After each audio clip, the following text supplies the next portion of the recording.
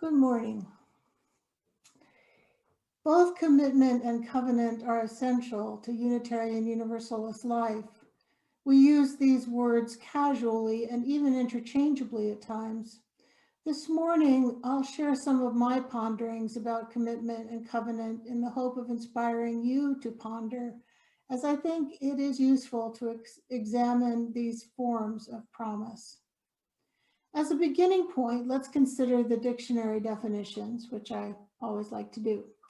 Frequent synonyms for commitment are pledge, promise, enthusiasm, obligation, duty, strong belief in something, and loyalty. Definitions of covenant offer synonyms such as contract or bargain, often include the element of formality, and always include the ingredient of mutuality. The typical definition of covenant is a formal agreement or promise between two or more people or parties. And I really appreciated Rihanna's comments about the sort of the balancing of rights and responsibilities in terms of a way of thinking about mutuality. This may seem a simple difference. I commit, we covenant. Actually, the differences between promising individually and promising collectively with and to one another are profound and lead to complex considerations. Commitments do not inherently hold a promise for a particular return for one's investment of time and energy. When I commit to working for a particular cause, for example, I may receive internal kudos from myself for doing the right thing by living up to my values.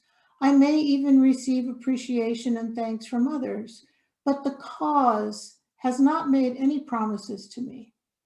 When I was in New York City in graduate school during the Reagan era, I joined a neighborhood anti-nuclear group, Parents and Children Against Nuclear War. This group was fine with me joining, although I wasn't a parent or at that point a child, to increase their numbers and to spread the word. But my involvement, my commitment to the group was strictly voluntary. I was invested in the cause, but expected nothing from the organization other than a structure for my civic participation. In terms of the element of non-mutuality, probably the most difficult commitment is that between parent and child. When parents bring a new life into the world, they hopefully make a loving commitment to that totally dependent little person. When parents expect reciprocity of consideration or care from infants and young children, they set themselves up for tremendous disappointment and possibly bitter resentment. The skewed power differential between parent and child necessitates that parents prioritize their children's needs and position themselves as nourishers, helpers, providers, and protectors. Of course, ideally, attachment and love between a child and parent grows and deepens over time, which is very fulfilling, but a parental commitment has no guarantees of relational reciprocity. Granted, there are differing expectations for young adults and adult children's roles with their parents, depending on culture and specific families. Still, of any relational commitment, that of parent with child is the most risky, the commitment that has the most potential for heartbreak. Many relationships have implicit or explicit expectations of mutuality built into them. In other words, they are covenantal, and the participants are interdependent. Marital and partner relationships are based on covenants. Even when the term covenant isn't used, vows or promises are usually publicly exchanged, declaring reciprocal love and promises of mutual care. In fact, the assumption of vital mutuality is a sign of a healthy relationship. It suggests that no one will be subservient or subjugated to another's will if the covenant is kept. Covenants, whether with God or a congregation or a smaller group or with a life partner, never go just one way. They demarcate a we and create interdependence. So what do commitment and covenant mean in the context of our faith? Unitarian Universalists are bound by covenants. Our 7 principles, which define the breadth of our commitments as a denomination, begin with the phrase, we, the member congregations of Unitarian Universalist Association, covenant to affirm and promote. So, in keeping true to our principles, we pledge with one another and to one another to uphold the tenets of our faith, non-creedal as they may be. Our congregation has 2 major covenants with itself. On Sundays, we recite our covenant of affirmation. It begins, love is the doctrine of our church, and ends, thus do we covenant with one another. We also have a covenant of right relations, which outlines the ways we agree to treat one another. This covenant is part of our governing documents and was created by members of the congregation in 2011. We have many other covenants within the church. Covenant groups have covenants about how they will operate so that all members feel included and safe.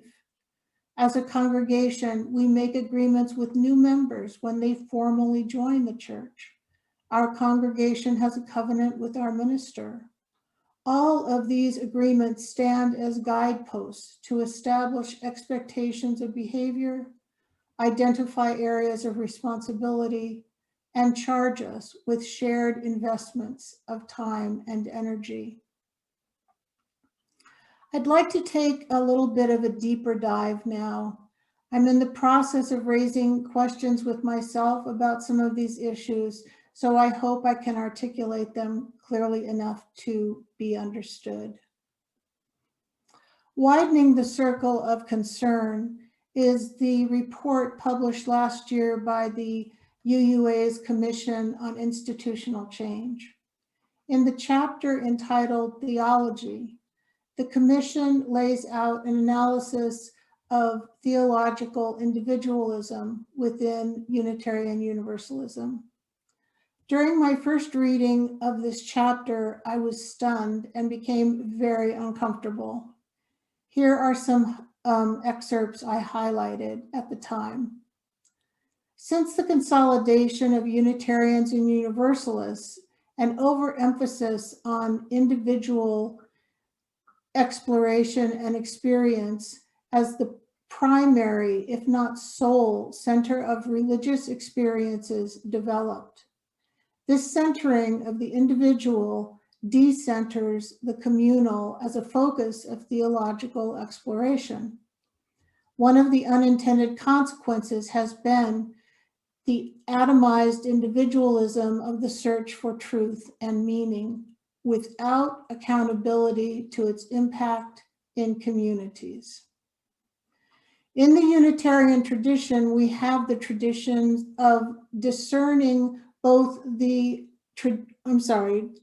discerning truth based on facts, reasoning, and investigation.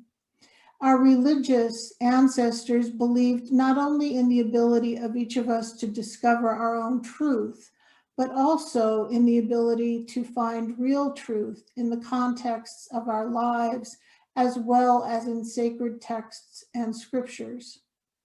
This is the basis for our commitment to non-creedalism and our aversion to dogma.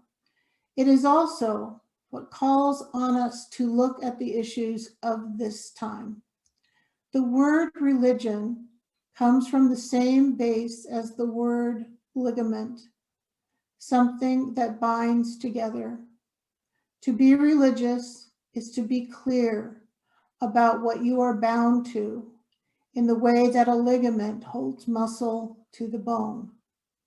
The needed ties in our time involve our ability to see ourselves as truly interdependent. I felt tension forming knots in my head, chest, and my gut as I first read these passages. Resistance. Individualism, after all, is one of the reasons I was drawn to join the Unitarian Universalist faith. I am put in charge of crafting my own spiritual journey. In finding UU, I thought I had discovered a faith community in which I could be, more than not, autonomous, singular in seeking my own independent truth.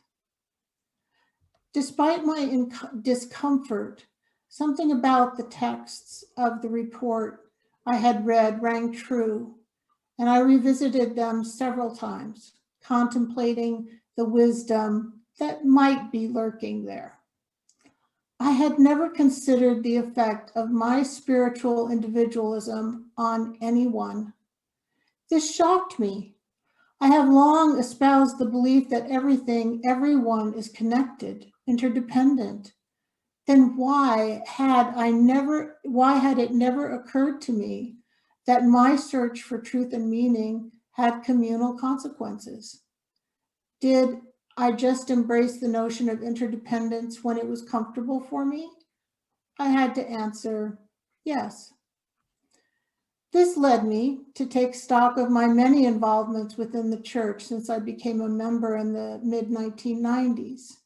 I believe I have done my fair share, chipping into the overall functioning of the church.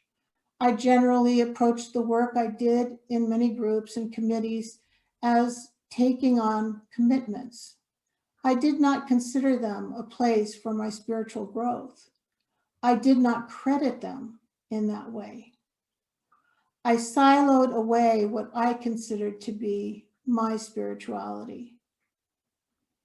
My participation in choir is an exception to my other involvements. When I joined choir, I did so very consciously.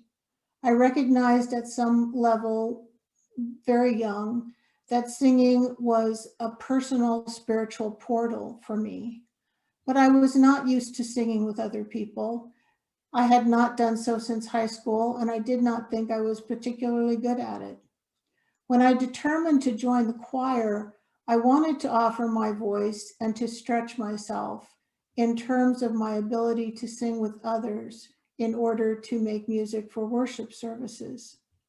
Participation in choir definitely requires work, input of time and energy. Much of our time is spent to improve the quality of our singing or to work out difficult musical passages.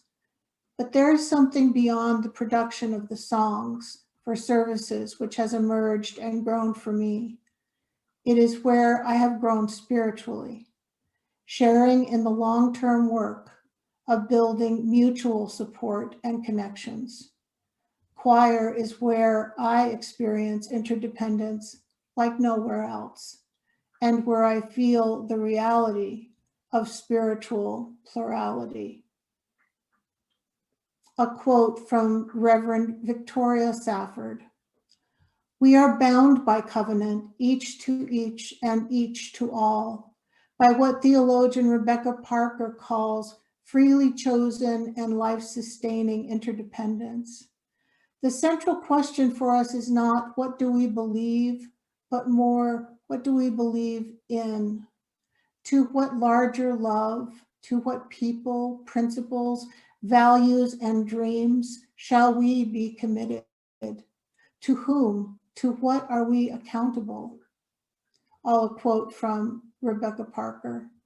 In a tradition so deeply steeped in individualism, it becomes a spiritual practice for each of us to ask these questions, not once and for all, but again and again.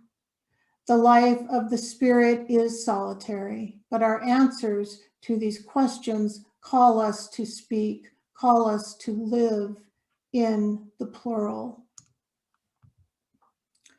To wrap up, I just want to say a few things about broken commitments and covenants.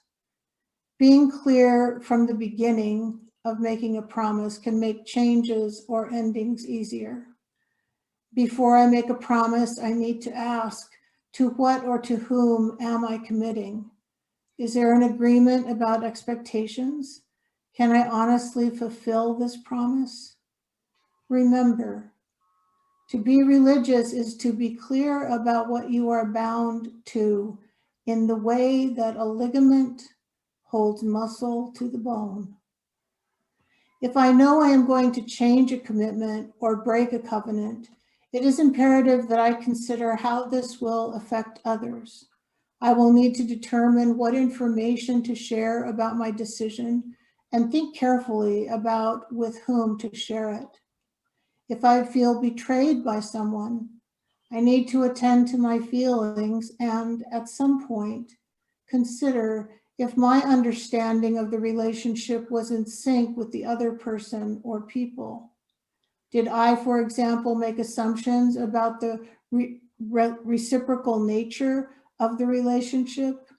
Did I disown my covenantal promises to a person or group? I think this kind of examination paves the path to deciding if and how a broken covenant may be repaired. Broken promises within covenantal agreements can prove very painful because at least one person's understanding of mutuality has been forsaken. When promises are broken, when covenants are broken, the work of braiding things back together is often very hard and may prove very worthwhile. But even to begin the repair, all parties must accept a new covenant and be willing to agree that one's individual actions do not end with you. I'll end with a quote from Reverend Susan Frederick Gray, our denomination's president. We sometimes wrongly say it is the absence of creed that is most important to who we are as Unitarian Universalists. This is wrong. Any one of us could practice religious freedom at home on Sunday mornings. We could practice religious freedom all day long, every day, and never come into community. It is covenant that brings us out of isolation, covenant that brings us out of selfish concerns, out of individualism, to join ourselves in something greater, to become a part of a community that is working to practice love, to dwell together in peace, to seek knowledge and wisdom together, to find better ways to live our lives and live in the world. Thank you.